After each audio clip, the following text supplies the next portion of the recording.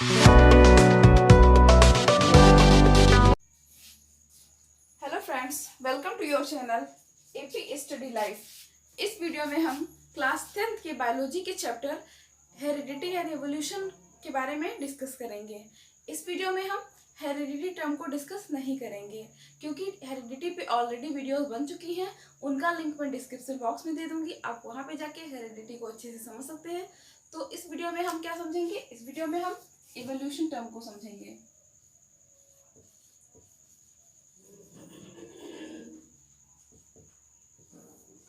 Evolution में हमें कौन कौन से टर्म देखने हैं? Acquired character, inherited character and इसके बाद वेरिएशन इन पॉपुलेशन में हम हेरिडिटी और इवोल्यूशन एक दूसरे से कैसे रिलेटेड है ये समझेंगे। और इवोल्यूशन को समझने के लिए हमारी एनसीईआरटी में बीटल्स का एग्जांपल दिया गया है, हम वो समझेंगे। एंड इसके बाद हम देखेंगे कि डार्विन ने क्या थ्योरी दी थी इवोल्यूशन को लेकर के, लेमार्क ने क्या थ्योरी दी थी इवोल्यूशन को लेकर के। एंड इसके बाद हम एविडेंसेस के बारे में देखेंगे कि एविडेंसेस कौन कौन से हैं जो हमें बताते हैं कि इवोल्यूशन हुआ है। होमोलॉगस ऑर्गन और एनालॉगस ऑर्गन्स और जो फॉसिल हैं वो भी एविडेंसेस हैं इवोल्यूशन के। एंड इसके बाद हम देखेंगे molecular origin of earth and life. तो चलिए सबसे पहला टॉपिक हमारा क्या है? एक्वायर्ड ट्रेट और character.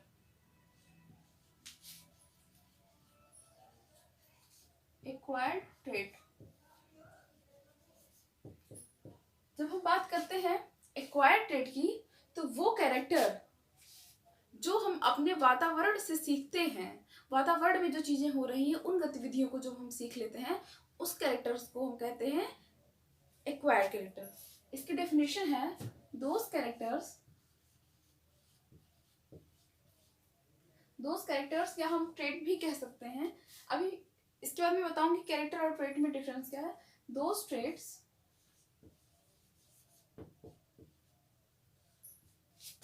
which are acquired due to interaction with environment, which are acquired due to interaction with the environment,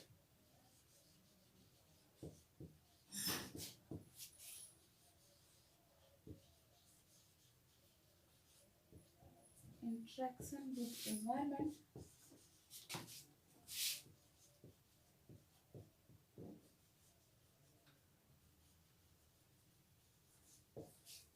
are called acquired characters.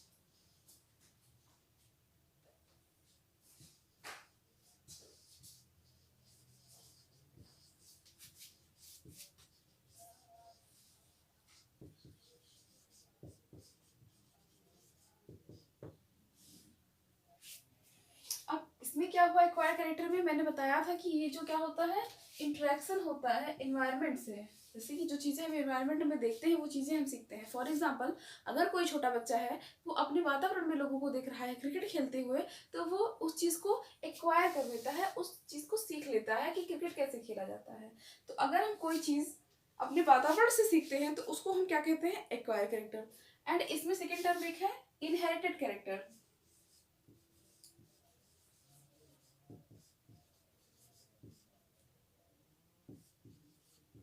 Inherited character और trait, ठीक है। तो इनहेरिटेड ट्रेट क्या होता है? दोस traits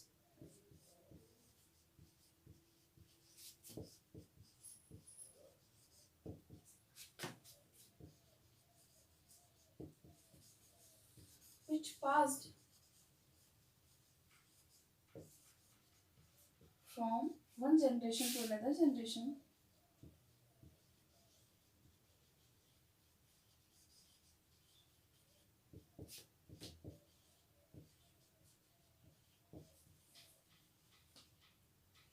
through specific gene,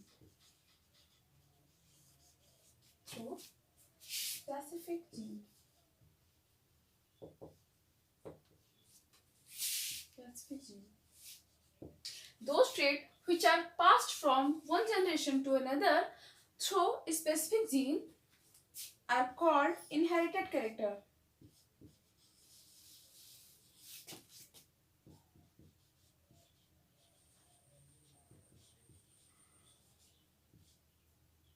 character या trait हम कुछ भी कह सकते हैं, ठीक है। तो इसमें क्या हुआ, इनहेरिटेड ट्रेट में क्या हुआ कि जो हमारे माता पिता थे उनसे हमें कुछ कैरेक्टर्स पास हो रहे हैं। जैसे कि जो हमारा स्किन का कलर है वो डिसाइड करता है कि हमारे मदर और फादर के स्किन का कलर क्या है, वो डिसाइड करेगा हमारा इनहेरिटेड कैरेक्टर।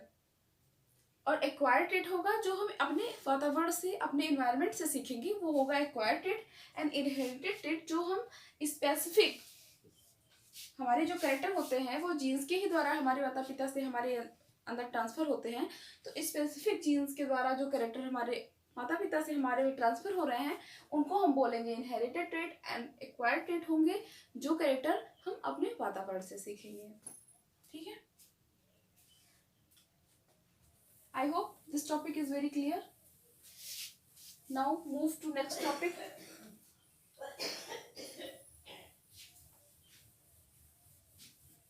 इसके पहले कैरेक्टर और ट्रेट क्या होते हैं इसको थोड़ा सा समझ लेते हैं कि कैरेक्टर क्या होते हैं, ट्रेट क्या होते हैं। Character and trait. कैरेक्टर हो गया हाइट, हमारा जो हाइट है वो एक कैरेक्टर है।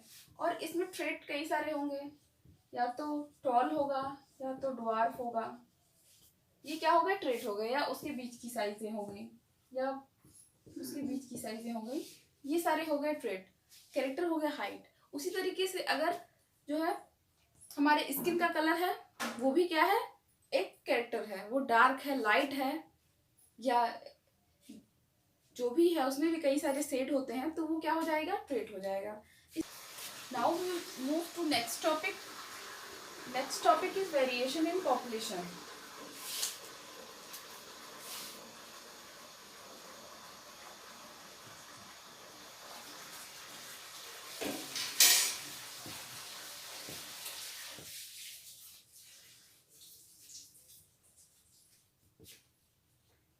वेरिएशन इन पॉपुलेशन टर्म को समझेंगे तो इसमें हमारा क्या आता है, पहले मैंने बताया था आप लोग को, इसमें हम समझेंगे हेरिडिटी और एवोल्यूशन का रिलेशन। तो हेरिडिटी क्या होती है, the passing of characters from parents to offspring is called heredity. तो हेरिडिटी में हो रहा है कि जो पेरेंट्स हैं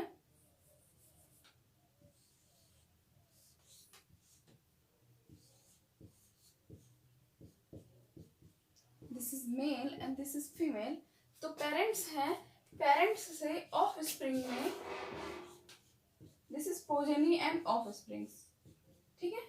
तो इसमें जो कैरेक्टर्स क्या हो रहे हैं, ट्रांसफर हो रहे हैं।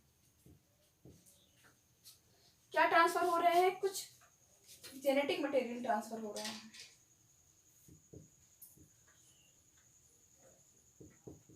जिनसे कुछ जेनेटिक मटेरियल ट्रांसफर हो रहा है जिनसे उनके कैरेक्टर्स डिसाइड हो रहे हैं। तो इस फिनोमिना को हम बोलते हैं heredity. And next is evolution.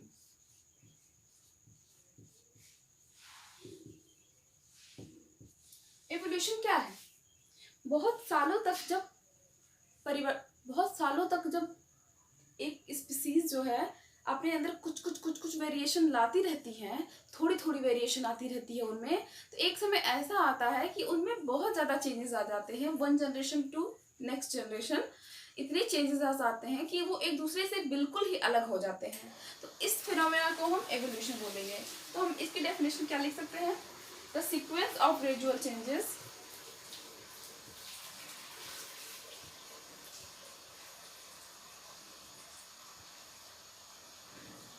the sequence of gradual changes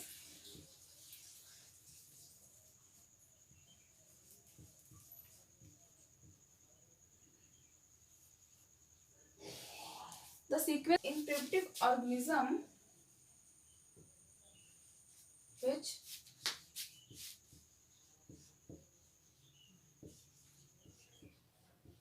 takes place in primitive organism is in primitive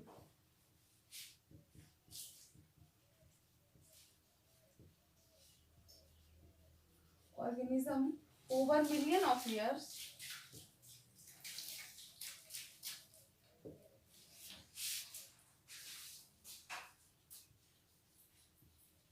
or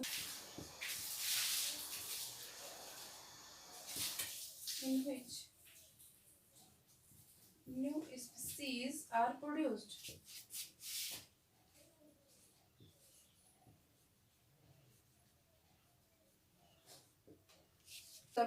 इसमें क्या हो रहा है, सीक्वेंस में चेंजेस आ रहे हैं। सीक्वेंस मतलब 1 2 3 4 5 इस तरह से जो बनता है ये सीक्वेंस है। अब इसमें से अगर हम 2 और 4 हटा देते हैं तो ये भी एक सीक्वेंस होगा, बट अगर इसमें हम 1 3 4 5 कर देते हैं तो ये सीक्वेंस नहीं होगा। तो इस तरीके से जो चेंजेस होते हैं, सीक्वेंशियल चेंजेस होते हैं, बहुत समय तक, ओवर मिलियन ऑफ ईयर्स, कई कई लाख सालों तक होते रहते हैं। तो जो प्रिमिटिव ऑर्गेनिज्म होते हैं उनसे क्या बन जाती है, न्यू स्पीसीज बन जाती है। इसको हम क्या कहते हैं, एवोल्यूशन कहते हैं। एवोल्यूशन टर्म को समझने के लिए हमारी एनसीईआरटी में बीटल्स का एग्जांपल दिया गया है, तो हम बीटल्स के एग्जांपल से एवोल्यूशन और हेरेडिटी टर्म को डिफाइन कर सकते हैं कि दोनों कैसे इंटर रिलेटेड है और कैसे होता है। और एवोल्यूशन का कॉज माना जाता है कि अगर नेचर जो है एक्सेप्ट कर लेता है, नेचर को जो एक्सेप्ट कर लेता है या नेचर जिसे एक्सेप्ट कर लेता है, वो स्पीसीज जो है वो बची रह जाती है, बाकी की स्पीसीज जो होती हैं वो चली जाती हैं।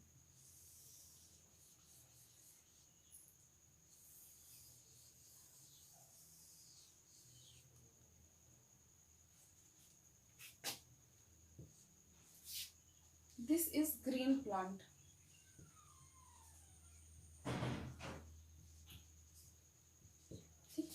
तो ये क्या है, ये जनरेशन 1 की कंडीशन है। ये जनरेशन फर्स्ट में हुआ क्या, इस प्लांट में कुछ बीटल्स रहती थी, और बीटल्स को खाता कौन था, क्रो।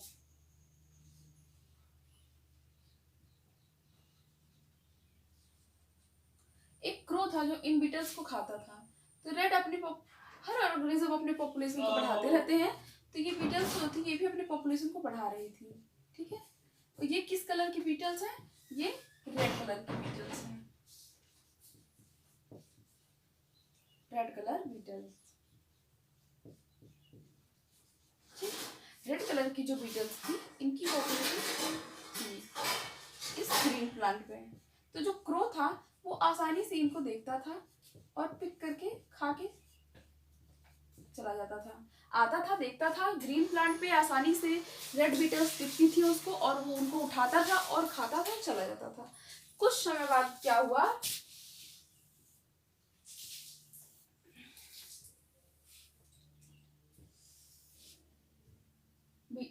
कुछ समय बाद रेड बीटल्स की जो थी वो संख्या घटने लगी। पहले क्या होता था, ग्रीन प्लांट था उस पर रेड बीटल रहते थे और रेड कलर के बीटल्स को क्रो खाता था, तो जिससे इनकी संख्या जो है कम होने लगी। और हुआ क्या, सडनली कुछ ग्रीन कलर का एक बीटल बन गया। ये बीटल जो है ये ग्रीन कलर का है। अब ये जेनेटिक ड्रिफ्ट से बना था या किस तरह म्यूटेशन से बना था, ये सारी चीजें जो है हम किसी भी तरीके से मान सकते हैं, बट ये बन गया था, ग्रीन कलर का बीटल बन गया। अब ये जो ग्रीन कलर का बीटल था, ये जनरेशन हम 2 3 4 नहीं, डायरेक्ट जनरेशन 10 की बात करेंगे। ये जनरेशन 10 में क्या हुआ, 1 में ग्रीन बीटल थी और 1 2 ग्रीन बीटल थी, सारी रेड बीटल्स थी जिनको क्रो आसानी से देखता था और खा लेता था। फिर क्या हुआ, क्रो इन रेड बीटल्स को आसानी से देखता गया और खाता गया। जो ग्रीन बीटल थी इनकी पॉपुलेशन जो थी ये बढ़ने लगी, क्योंकि वो ग्रीन बीटल्स को देख नहीं पाता था, खा नहीं पाता था। तो इसकी वजह से जब जनरेशन 10 वाला समय आया तो यहाँ पे ग्रीन बीटल्स जो है उनकी संख्या ज्यादा हो गई। इसलिए ज्यादा हो गई क्योंकि जो क्रो था वो खा नहीं पाता था, वो बस रेड बीटल्स को ही देख पाता था और खा पाता था। ग्रीन बीटल्स जो है उनको नेचर ने सेलेक्ट कर लिया, क्योंकि ग्रीन कलर के प्लांट पे ग्रीन कलर की बीटल्स रहेंगी तो वो आसानी से दिखेंगी नहीं और उनको खा नहीं पाएगा। तो इस तरीके से ये जो पॉपुलेशन थी ये ग्रीन बीटल्स में कब कन्वर्ट हो गई पता नहीं चला। और जब हम देखते थे कि ग्रीन कलर की बीटल रेड कलर की बीटल से ग्रीन कलर की बीटल बन गई, तो हमने देखा कि बहुत ज्यादा चेंजेस आ गए उनके जनरेशन में। उनमें इतने चेंजेस आ गए कि ये और ये अलग अलग लगने लगे, अलग अलग स्पीसीज लगने लगे कि अलग अलग हैं, ये एक है ही नहीं। जबकि ये भी beetles, green beetle, red beetle एक साथ रहते थे, ठीक। तो रेड बीटल्स की खत्म हो जाने से पॉपुलेशन बढ़ने लगी ग्रीन बीटल्स की, और जनरेशन 10 में इतने चेंजेस आ गए कि हम इस टर्म को कह सकते हैं कि इनमें एवोल्यूशन हो गया। एक जनरेशन दूसरे जनरेशन में कन्वर्ट हो गई, दूसरी स्पीसीज में कन्वर्ट हो गई। तो इसको हम कहेंगे कि धीरे धीरे परिवर्तन आता गया और एवोल्यूशन हो गया। इसके बाद हम समझेंगे कि लैमार्क की थ्योरी क्या थी एवोल्यूशन को लेकर के।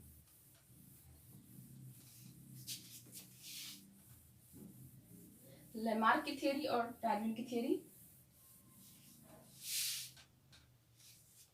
आई होप आपको ये वीडियो पसंद आई होगी। Thanks for watching.